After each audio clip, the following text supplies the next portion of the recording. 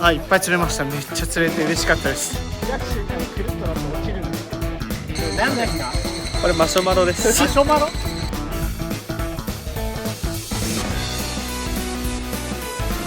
超なんか心が満たされましたすごいなんかちょっと雰囲気出ていいなってめっちゃ思いました。次大津さんが焚き火台を使いたいって言ってるんですけれども、はい、キャンプには行きません。はい。